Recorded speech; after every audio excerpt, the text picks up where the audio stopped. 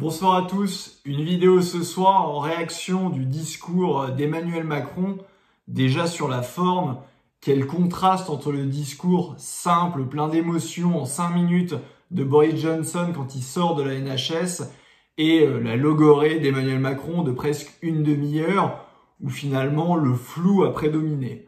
Déjà, ce qu'on peut noter, du moins et mettre à son crédit, c'est qu'il y a eu un début de mea culpa, mais qui était plus dans un flot d'autosatisfaction et dans son style théâtral toujours un petit peu grotesque.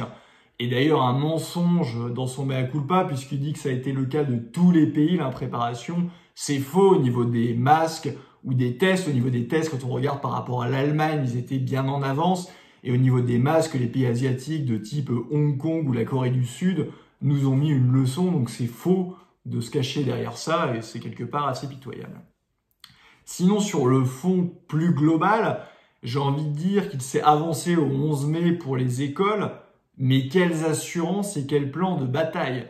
Il nous a dit qu'ils avaient essayé de faire un effort pour les masques, mais il n'était pas clair du tout que tous les Français, et pas seulement les soignants et les gens qui sont en première ligne, pourraient avoir un masque. Or, c'est clé pour le déconfinement que tout le monde ait un masque. Et le pire étant sans doute pour les tests, où il nous explique qu'après le 11 mai, nous allons tester uniquement les personnes qui ont des symptômes.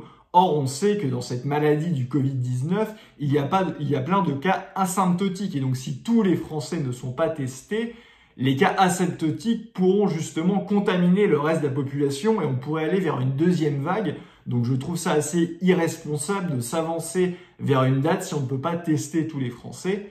Et enfin, sur le plan économique, là aussi c'était flou, peu d'assurance et peu d'éléments concrets, des propos incantatoires sur les banques ou sur les assurances, mais il n'y a pas vraiment un projet de fond et une indécence quand Emmanuel Macron, qui cherche à casser, à détruire l'héritage du CNR, parle des jours heureux, on croirait rêver.